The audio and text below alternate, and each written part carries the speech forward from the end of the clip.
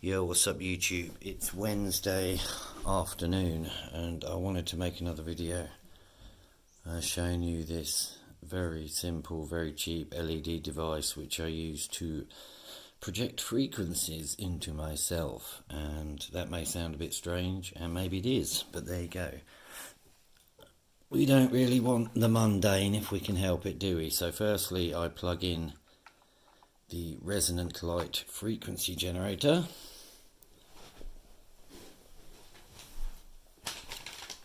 Just get the manual a sec. And let's go to here, 119, which is the one I've started using because I get pain in my right arm, which is basically work related. So anyway, that shows you the all important set number here, and it shows you that if you run it at 100%, it's going to last for 1 hour 36 minutes. So we just check.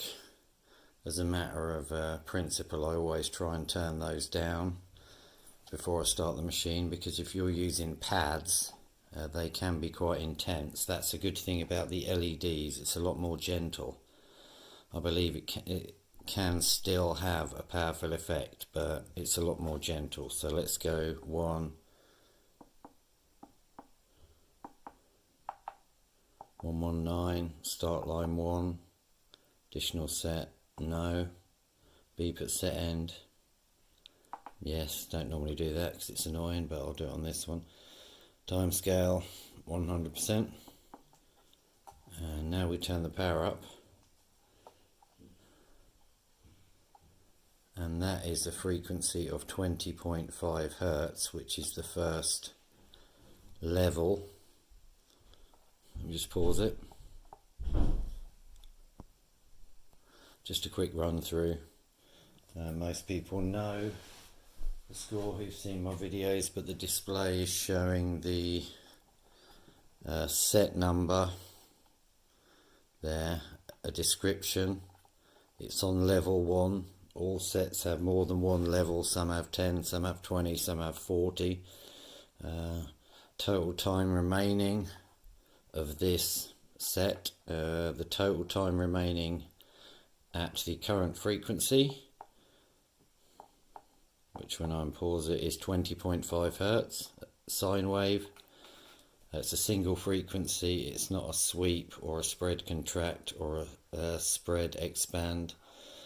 It's being pulsed at 1 Hertz, so it's producing a frequency of 20.5 Hertz for a second, then nothing, and then it's repeating that, and that's its job.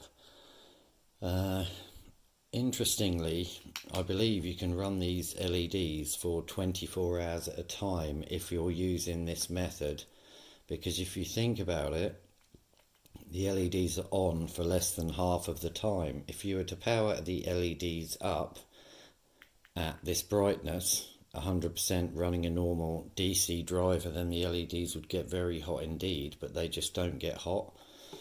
So let's pause that. So I'll just wrap the device around my arm and secure it in place with the dodgy prototype Velcro strap, and that's ready to go.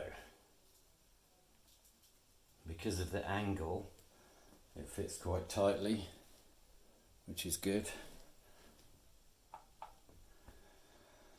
So there, that's now running.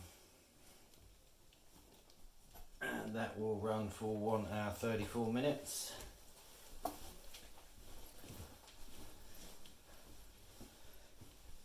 And I can just relax and do that. It's too early to tell how well it's working, but one advantage of using LEDs over the pads is that the pads can be quite violent, and I'm not sure the pads are good when you're trying to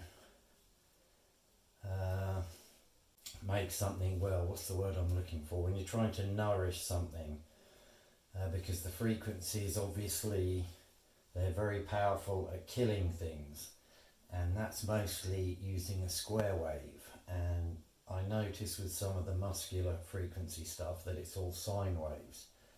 So I think sine waves are for healing and square waves are for destroying. One thing I noticed with the LEDs is that it does take a while being perfectly still. I wouldn't normally be talking. It does take a while of being perfectly still, but then you do notice slight twitches in your muscles. And especially in these bits of my forearm where a lot of the muscle is gone, I believe. Somewhere it's basically gone. And isn't coming back, I don't think. So anyway, yeah, that's that device. I can leave it there, I can sleep with it on. I need to do something to tidy the wires up, and I'm also going to make a better case for it. You can see it's just changed frequency there to 6.3 Hertz.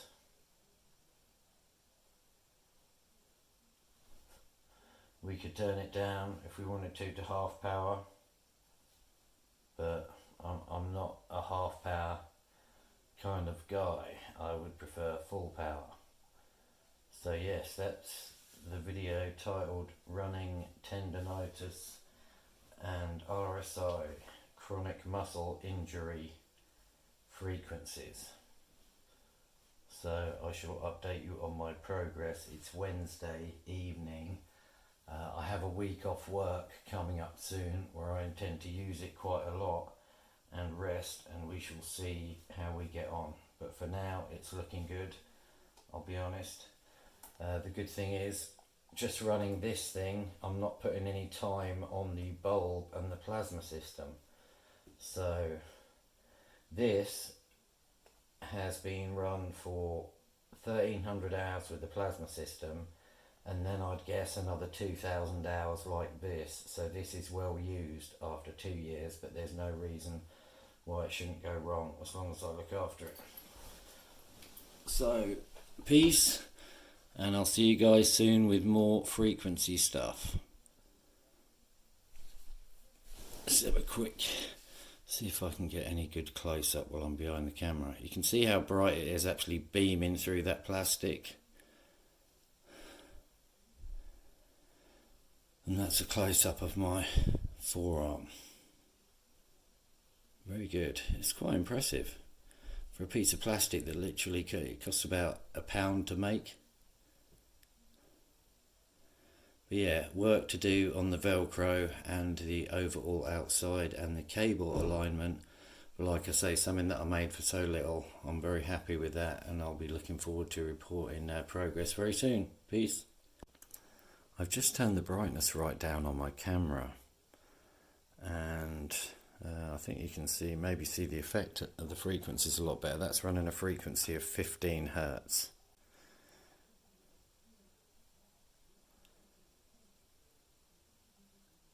So that's 15 Hertz. I'm going to skip forward through the frequencies. 146 Hertz. 444 Hertz. Again, it's pulsed at 1 second, so it's showing you the frequency and then it's turning off and then it's repeating every second. 1865, 465, 522, 600, 625, 650. Interesting, that one looks a little bit different. 660, 690, 727, 685, 760, 776,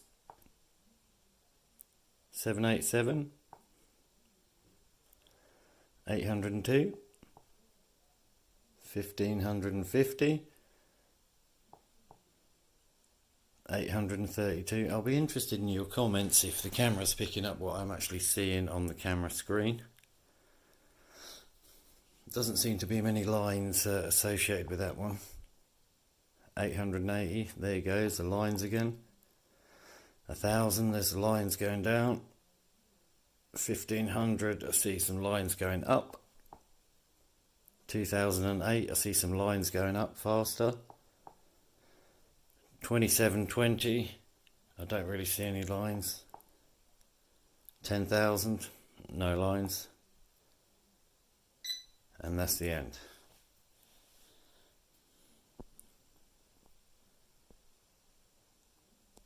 So yeah, that's that for now. Peace.